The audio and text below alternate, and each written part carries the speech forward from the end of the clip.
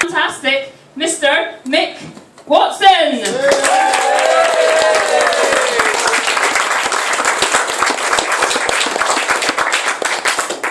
Fuck.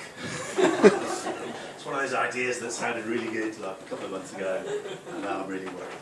Right, so loads of people in the audience know me. If you don't know me, my name's Mick. This is my first attempt at stand-up, right? So that probably makes you lot a bit more nervous than it makes me to be nervous. Right, so here we go. So, what do you guys want to talk about? Okay, I've got some stuff. Shopping. Shopping, right. Good. I'm a shopping. What's this on? Alright, so basically, this material is about my accent. So, a lot of people, I'm going to ask you a question. A lot of people in the audience know me. If you know me, shut the fuck up. Right? There's a lot, honestly, there's a lot of smart asses in the audience. I can see you all, right? I'm taking notes. Right, so this is, if you know me, shut up, right? But what I'm going to ask is if anyone in the audience can tell where I'm from based on my accent. Any suggestions? Peterborough. Peterborough. You cheeky bastard. I've got all my chromosomes, thank you very much.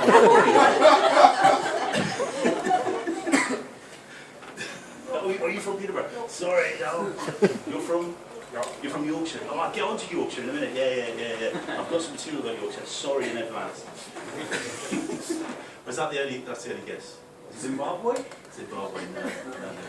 Well, I'll just tell you, because quite frankly this is getting fucking boring, isn't it? Right. I'm from Newcastle, I'm a Geordie, right?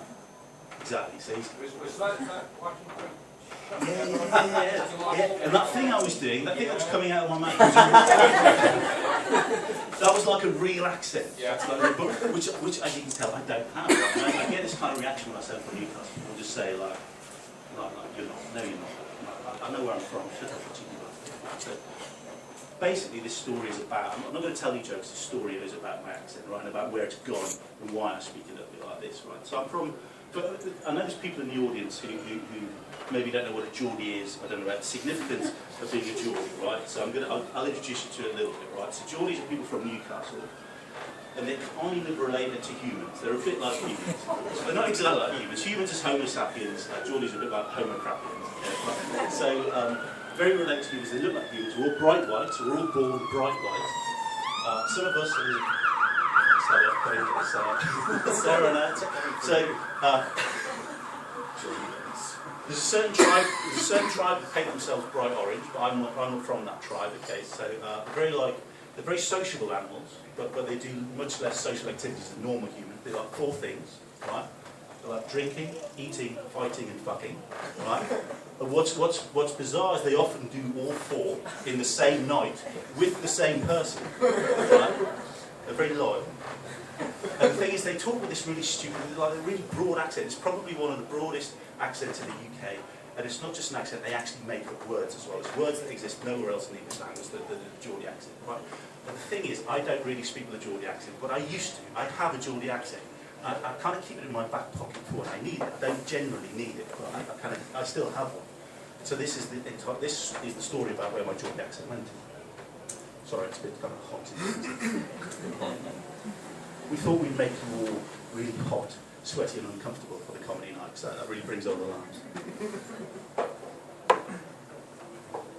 So I grew up in Newcastle. I got to 18 and I went to university. I'm not trying to show off, as there are many people go to university. So the place I went to university to, madam, was York. I went to York University. Okay, so I grew up 18 years old, had a broad Geordie accent, okay, leather jacket, denim shirt, centre parting with long curtains down the side, earrings, well, I had an earring, okay. Sorry, I'm not gay, that's just what people in Newcastle do. Every man in Newcastle has an earring. I'm not kidding, they do. It's just what they do. I didn't know, I'm sorry, I didn't know. I still have a little hole in my ear. So I went to York. I might as well just had a t-shirt on that said I'm a virgin. So people have been to York. It's a bit posh, isn't it? Would you agree? York's a bit posh, right? York racing is very good. Yeah, it is. Yeah, no, it is.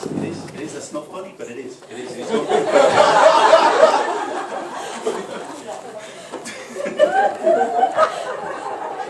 That's all right. Oh my God, I've made a bleep.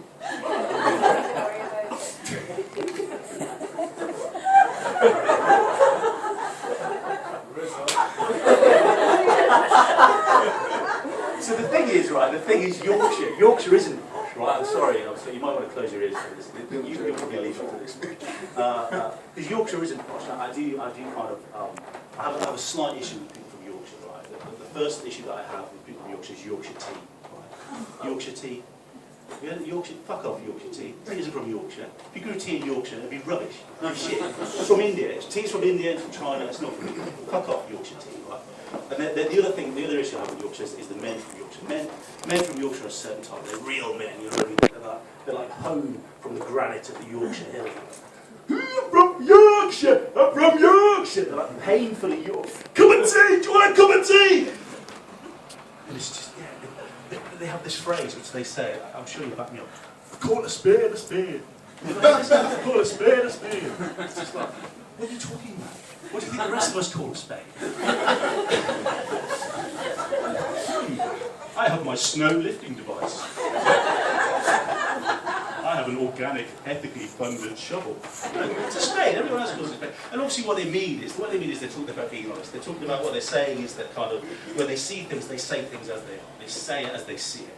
And that's fine, and Yorkshire people are a bit like that. But I don't think they have a monopoly on it. I think other people are like that. Anyway, so I went to York University. So York is posh, and the university is even posher. So people from the UK, you probably know that posh people in England go to university at Oxford and Cambridge. Right? This is where they go. Posh people go to Oxford and Cambridge. What you might not know is that's where the posh, intelligent fuckers go. Right? They're the good ones. The good ones. You know all the kind of odious politicians that we all hate, like David Cameron, George Osborne, all these conservative politicians. They went to Oxford and Cambridge, and we hate them. Everyone hates them. But they're the good ones. If you imagine they're the good ones, right? The thick posh twats don't go to Oxford and Cambridge because they can't get in. Where they go is two universities. They go to two universities. One is Durham, right? And the other one is York, right? So York University is full of posh, stupid twats, right? And me, it's basically a load of posh, stupid twats and me with my Geordie accent, right? So I turn up there, and I'm dressed in my stupid Geordie clothes, my stupid Geordie accent. I'm quite a confident little lad, and I'm quite sociable, so I'm just like, do you lads want to go and do the boozer, then he like, yeah? Get some bevies, someone else some bevies, I will get more. How here, let's go and do the boozer. You know that thing when people kind of smile and nod at the same time, they're just like,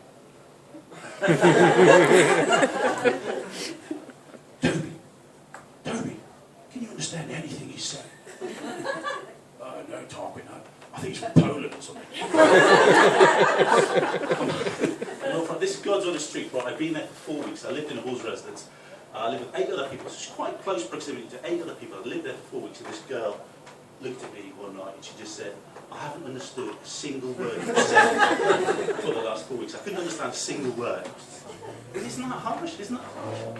I looked at her, I said, we've been sleeping together for 2 weeks. She's just like, yeah, I thought you were from Poland. It's not true. It took me much longer than that for me to lose my virginity. So basically that's why I lost my accent, because I moved down south, I moved to a posh bit of the north, and I kind of lost my accent, right? And this is the kind of accent that I came up with. So this routine's a little bit about 3 occasions when my accent comes back. Okay, so I'm going to talk about those tonight. So let me just have a look at it, because I'm going to try that. So the first time that my accent comes back isn't really very funny. It's with my dad. It's quite a sweet story. My dad is a Geordie. I mean, I'm from proper Geordie stock. So both of my granddads were coal miners. I'm not making that up. Both my granddads were coal miners. So you can imagine how proud they would be right now if they could see me up here doing some live comedy. Thankfully they're both dead. So I don't mean that, obviously. They are both dead, but I don't mean thankfully.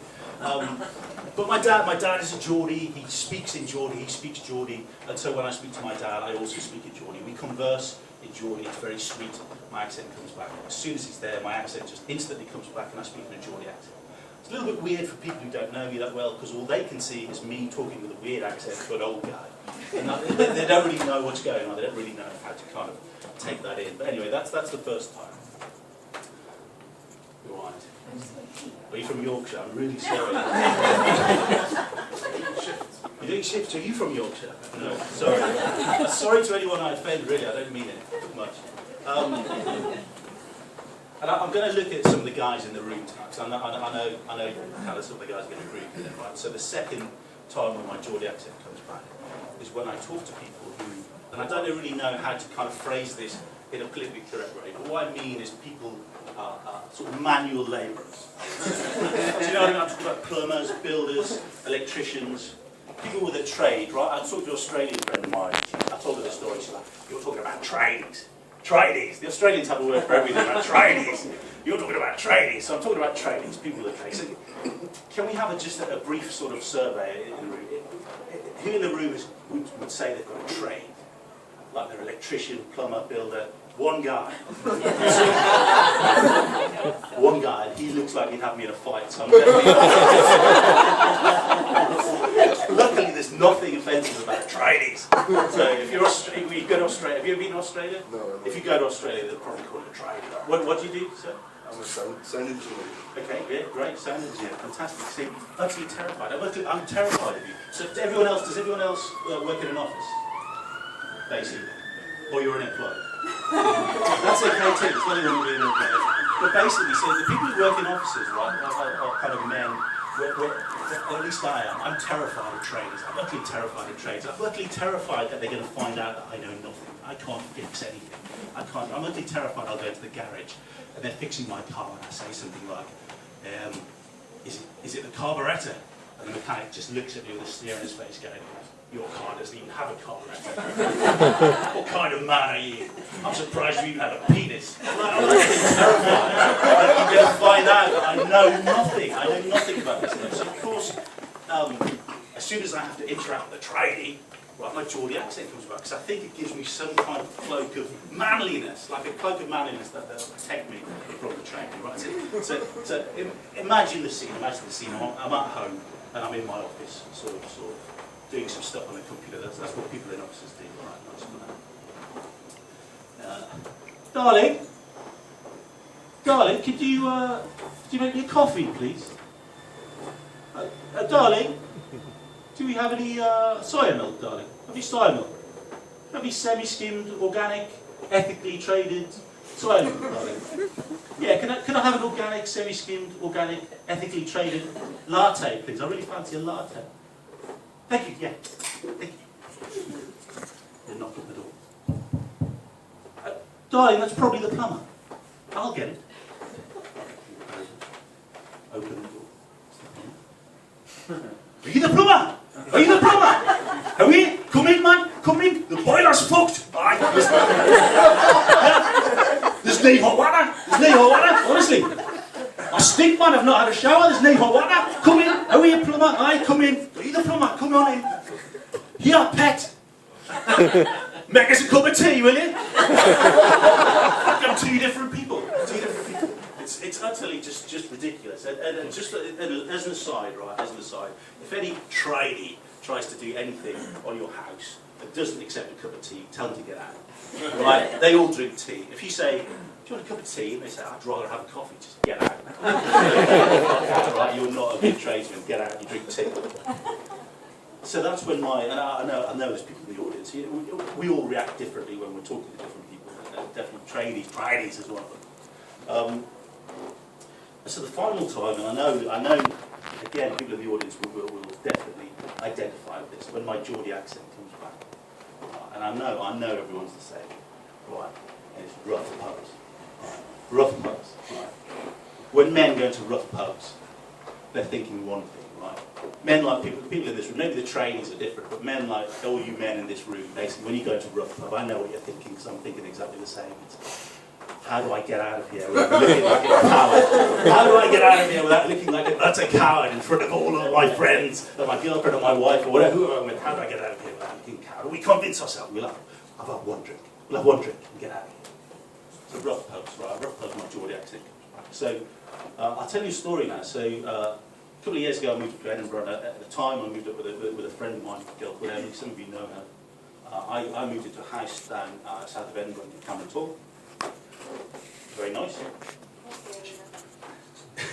Not that far south. Not the rough bit. The nice bit south. I live in the rough bit now. I've gone down. 10 bucks actually.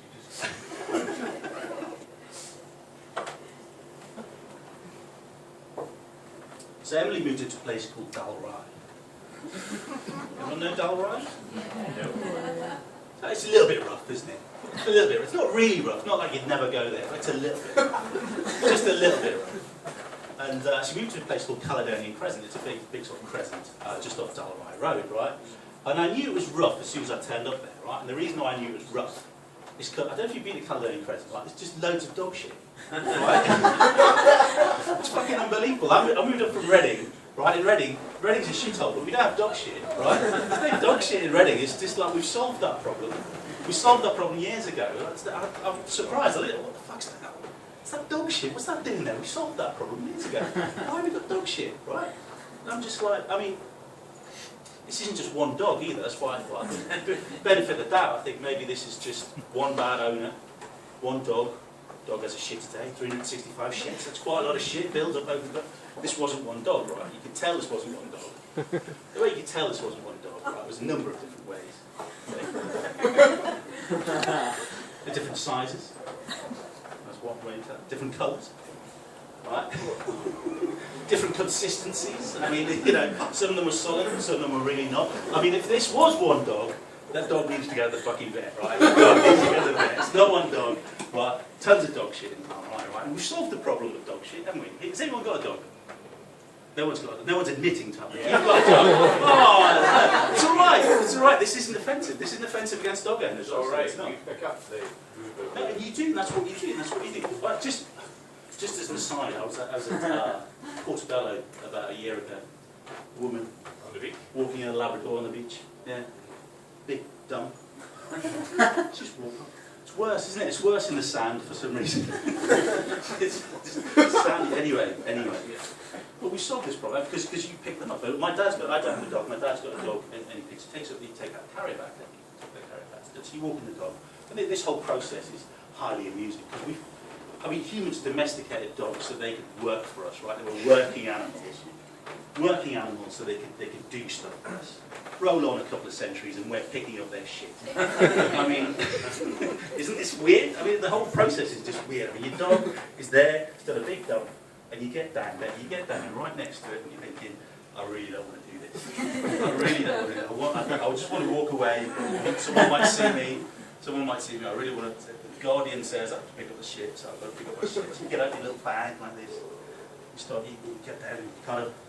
It's hot. That's the thing. It's hot, right? That's the temperature of the dog. It just came out of the dog. The dog is about 35 degrees. It's hot. It's much hotter than the ambient temperature. It's surprisingly hot. The problem is when you missed exactly well. In the dark. I think it's all right. The temperature is so frozen. The messy. Yeah, there's all sorts of nastiness about it. And the only dog owner in here, by the way. Liars. They just don't pick up the shit. They're just ignoring it, right? Warm and friendly. Warm and friendly, yeah. It smells of buttercups, doesn't it? Yeah. So you're down there, and it's surprisingly hot, and you don't really want to be down there. You've got to, sometimes it feels a little bit like there's no plastic bag. You pick it up, it's all squidgy. And when you're down there doing this horrible, disgusting thing, have you ever just stopped to wonder? You ever just stopped to wonder what the dog's thinking? Right? I'll tell you what the dog's thinking, right? He's looking at you going, what the fuck are you doing? What the fuck? That is fucking weird. What are you doing? What are you doing? What are you doing with that? Put it down. Put it down. That's weird. Put it back down. What are you doing? You put it in a bag. What do you do with it? What do you do with my turds? Do you collect them? Mate, that's weird. That's really weird. Put my shit back down. I've just done that. Oh, did you take it home? Why did you take it home? Why don't we just cut out the middleman? We walk all the way out here. I do a big shit. You pick it up. We take it home. I'll just do a shit at home. Why don't I just do a shit at home? I'll even shit in a bag if you want me to. You weirdo. I've been shitting at home the whole time. You shouted at me when I was a puppy, you bastard. There's a lot of confused dogs around. Why do we, anyway, I'm not worried about this. Anyway, Dalry, rough, because there's loads of dog shit. Honestly, if you were blindfolded, you walked from one end of Caledonian Crescent to the other, you would step in at least 6 or 7 dog shits. If you don't believe me, go look. There's fucking loads of it. I mean, I don't know what is bro. Anyway, so I knew it was rough, anyway. So one evening, Emily and I decided to go to a pub on Dalry Road. Some of you might know it. It's called the Charles Dickens. You know that pub?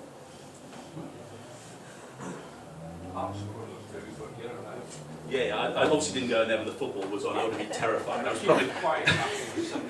probably hiding under a car.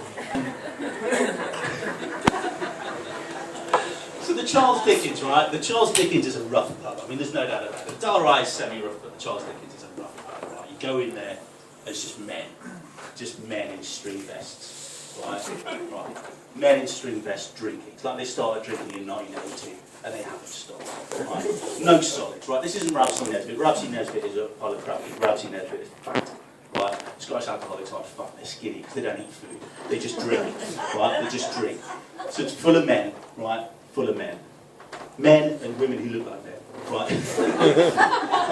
There's one thing I find more terrifying than plumbers, it's women who look like men. Okay? I know how to be frightened of men, and I know how to be really frightened of women. But I have no way of coping with women who look like men. It's just utterly bizarre. So I walk in. Doing okay tonight? I walk in there.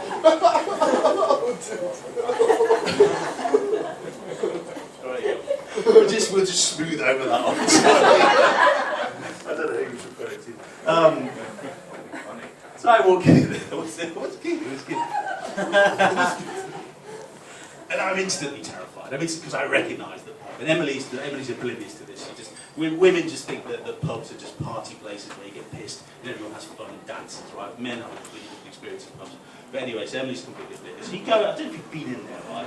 You've been in there, but it's kind of like, they've got Dickens quotes, like all over the tops of the walls and all over the ceilings, all the quotes from all Dickens classic books, right? Which is slightly ironic, because obviously the clientele would struggle to read the Beano, never mind Charles Dickens, right? I'm sorry, I'm not being snobby, but it's probably true. I mean, the closest these guys got to Charles Dickens was when they saw the porn version of A Tale of Two Cities, called A Tale of Two Titties, right? And they didn't even get the reference. They had no idea that it was about Charles Dickens anyway. So I walk in there, and I'm utterly terrified. I'm instantly terrified. So I'm puffing my chest out like this, right? And he's looking at me like, "What are you doing, you weirdo?" Anyway, puffing my chest out like this. I walk up to the bar, strut up to the bar. Oh, Geordie, Geordie again. Come on, I can survive this. 1 pint, I'm a Geordie, come on. I look at Emily and I'm like, snarl at her. Yeah, pet. What do you want to fucking drink, like? She's looking at me like, what do you do? Why have you, really loud, like a loud, why have you put on that stupid accent? I realise, I mean, she might get me in trouble. The eyes are on me, I can feel the tension's building. People don't know me, and I'm kind of like, they're looking at me, their eyes are boring into me, and I'm just like, right, what do I do here? I'm just like this, I'm like this to Emily. I've never hit her. She kicked the shit out of me, she knows this. I've never hit her. I'm like, I said, pet, what do you want to fucking drink, like? She looks a bit slightly confused at this point. She said, I'll have a pint of bitter, please. Said the barman. Yeah, mate. Everyone's your mate when you're talking about trading, or you're in a rough pub. Mate, this pint of lager, mate. Is the carburetor, mate? Mate. We all do it. You all right, mate? Yeah, mate. Pint of bitter for the bitch. Pint of bitter for the bitch. And I'll have, and my mind goes blank because I don't know what do men drink. Is it lager? Do men drink lager, or is it beer? Is it lager or beer? What am I going to drink? I think that everything could hang on this. I could be really screwed by my choice of drink. Now I can't go short. I can't have like a whiskey and coke or anything, even though I want to down it and get out of there. I think, oh shit, what am I going to say? What am I going to order? And I'm like, and my mind's just gone blank. I could feel people staring at me. Everyone in the pub is staring at me. Their eyes are boring into the back of my head, and they're just looking at me. I don't know what to do, and I don't know what to say. My mind's completely blank. And then I make a really, really massive mistake. And I say the first thing that comes into my mind. And I say, have you got any organic soya milk? I really fancy a latte. And honestly, the place place erupted. The barman knows he's a coward. He's a fake. Come on, he launches himself over the bar. And he tries to grab me. All the people get up from their stools and they're trying to grab me. And I run out of the pub. And I run away, and all these people are chasing me. And I run straight across Dalry Road, straight down Caledonian Crescent. And from what I told you earlier, running down Caledonian Crescent is not a good idea. As I sprint away from this pack of people running after me, I look down and these turds are just streaming past me. I'm running so quickly, all these turds are running past me. And I'm running away from these people and I'm crapping myself and I'm thinking, and then it hits me. Then it becomes clear. Those aren't dog turds on Caledonian Crescent. Those are the turds of all the English cowards who've run away from rough pubs on Dalry Road. And that's the end of my stand-up. Thank you very much.